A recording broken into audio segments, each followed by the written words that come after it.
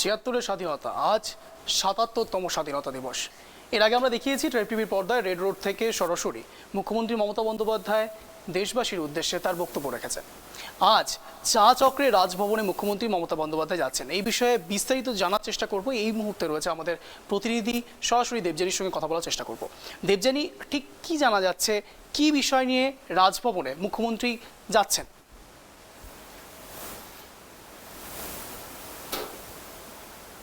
দেবযানী, আমার কথা শোনা যাচ্ছে?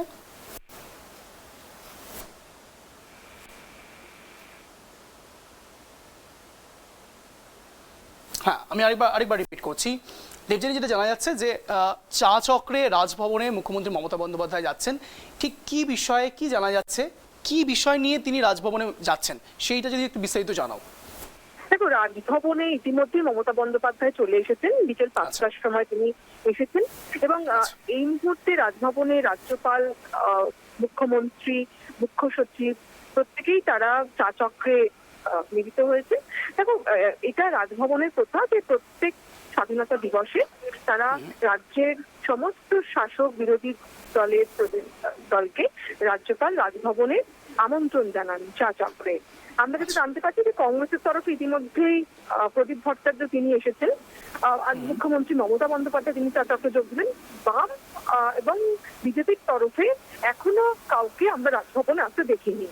তবে আজকে মুখ্যমন্ত্রীর এই চা চক্রে যোগ দেওয়াটা অত্যন্ত তাৎপর্যপূর্ণ বলেই মনে করছে রাজনৈতিক মহল। দেখো, তুমি জানো যে পঞ্চায়েত ভোট থেকেই রাজ্যপালের সঙ্গে রাজ্য সরকারের একটা সংঘাত তীব্র হয়েছে এবং আমরা সেটা বিধানসভা অধিবেশনেও দেখেছি সেই সংঘাত বেড়েছে।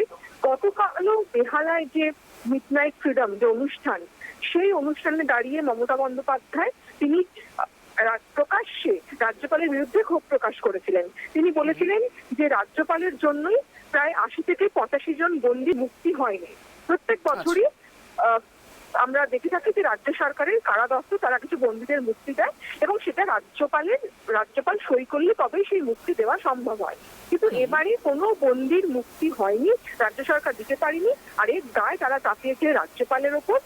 মমতা বন্দ্যোপাধ্যায় সেটা একদম প্রকাশ্যে বলেছেন, জানিয়েছেন যে রাজ্যপাল তাতে সই করেনি এবং সেই কারণে তিনি রাজ্যপালের উদ্দেশ্যে এটাও বলেছেন যে আপনাকে রাজার পাঠ করতে হবে না, আপনি রাজার পাঠ করুন, আপনাকে প্রজার পাঠ করতে হবে না, প্রজার পাঠ জনগণ করবে।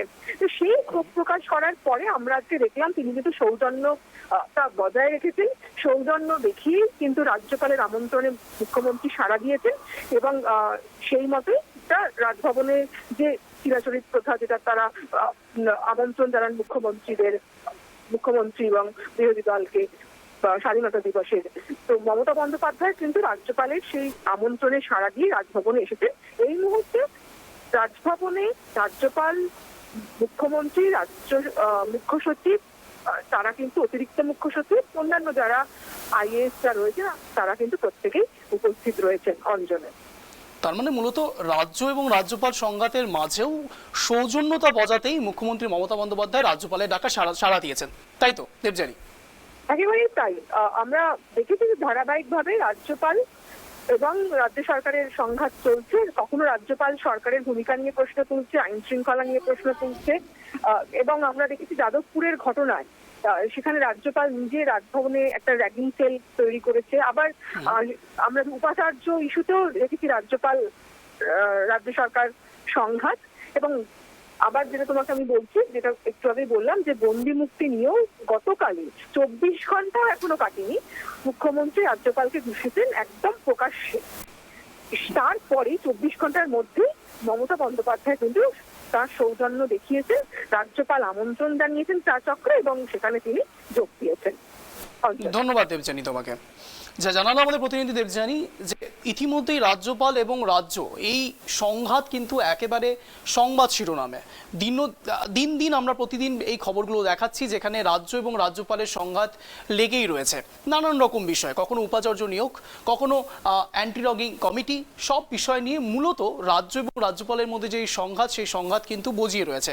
কিন্তু এরই মাঝে মুখ্যমন্ত্রী মমতা বন্দ্যোপাধ্যায় গতকাল রাজ্যপালকে করা মন্তব্য যেভাবে প্রকাশ্যে রেখেছিলেন, তারপরে আজ কিন্তু রাজ্যপালের ডাকে তিনি সরাসরি সাক্ষাৎ করতে কিন্তু গিয়েছেন।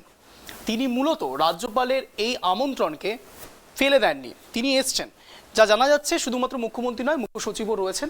তাছাড়াও কংগ্রেস এবং বিজেপির দল থেকে এখনো পর্যন্ত কোনো রকম কোনো রিপ্রেজেন্টেটিভ এখানে এখনো পর্যন্ত আসেননি। তবে এই রাজ্য এবং রাজ্যপাল সংঘাতের মাঝে যে চা চক্রে রাজভবনে মমতা বন্দ্যোপাধ্যায়, এটা নতুন কিছু নয়। যা জানালেন আমাদের প্রতিনিধি, এই চা চক্র বরাবরই রাজ্যপাল প্রতিবার স্বাধীনতা দিবসের সময় ডেকে থাকেন। বিভিন্ন রাজনৈতিক দলেদের একসাথে সাক্ষাৎকার হয়, সেখানে চা চক্রে যোগ দিতে আজ মুখ্যমন্ত্রী মমতা বন্দ্যোপাধ্যায় রাজ্যপালের ডাকে সাড়া দিয়েছেন।